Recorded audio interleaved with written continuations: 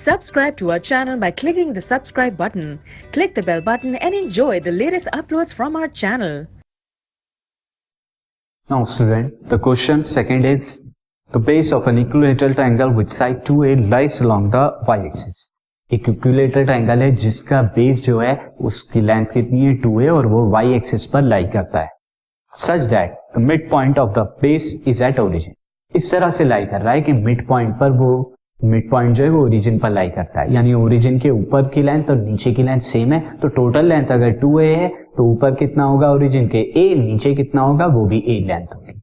Find the vertices of the triangle. तो आपको vertices of the triangle बतानी है. फर्स्ट ऑफ ऑल मैं आपको एक ट्रायंगल को ड्रॉ करके दिखा देता हूं कि ये सिचुएशन किस तरह की होगी. तो एज यू कैन सी ये सिचुएशन पे मैंने क्या लिया है, 3 पॉइंट ले लिए ए बी सी. सिंस देख रहे हैं आप BC वाला जो बेस है दिस, ये BC वाला जो बेस है ये क्या है y एक्सिस पर मैंने लाई कराया है. नाउ आप देख रहे हैं O ओरिजिन है यहाँ पे और 2a ऊपर 2a नीचे, तो a ऊपर a नीचे, तो ऊपर वाला B पॉइंट कितना होगा 0, a.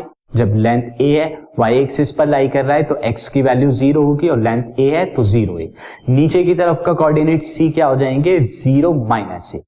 अगेन नीचे की तरफ भी लेंथ कितनी है a, क्योंकि टोटल लेंथ 2 है.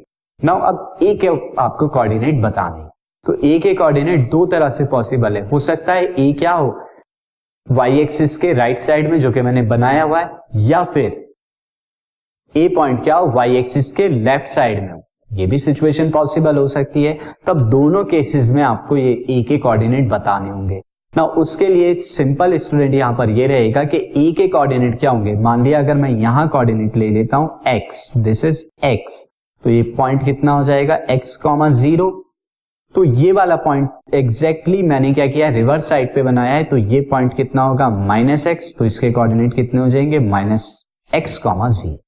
नाउ अभी सिचुएशन को करते हैं. तो when this base lie on y-axis such that origin is the midpoint.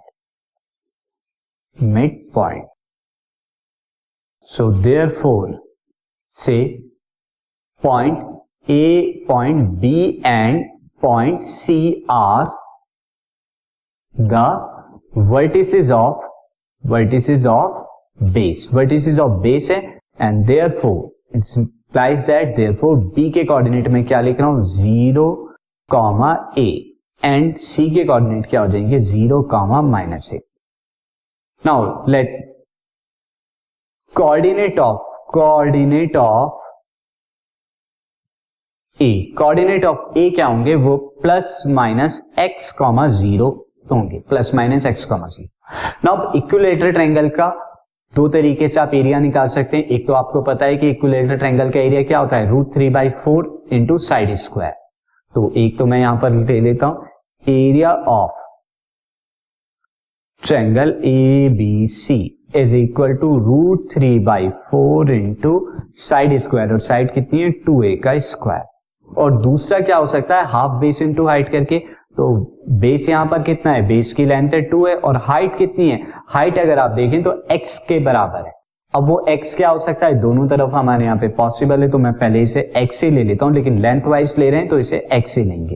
तो x इसकी हाइट हो जाएगी एंड बेस कितना 2a.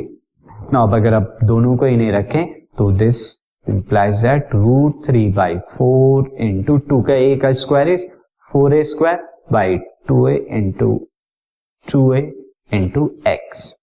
Now this 4 से 4 कैंसिल आउट, 2 से 2 कैंसिल आउट, a से a² की पावर 1 हो जाएगी. तो this is √3a is equal to x. तो √3a is equal to x आ गया. देयरफॉर कोऑर्डिनेट्स आर a के कोऑर्डिनेट्स क्या हो जाएंगे ±√3a, 0. B के कोऑर्डिनेट जो कि हमने निकाले हैं 0, a एंड C के कोऑर्डिनेट कितने हो जाएंगे स्टूडेंट 0, -a. ये कोऑर्डिनेट्स आ गए. Now see the next question.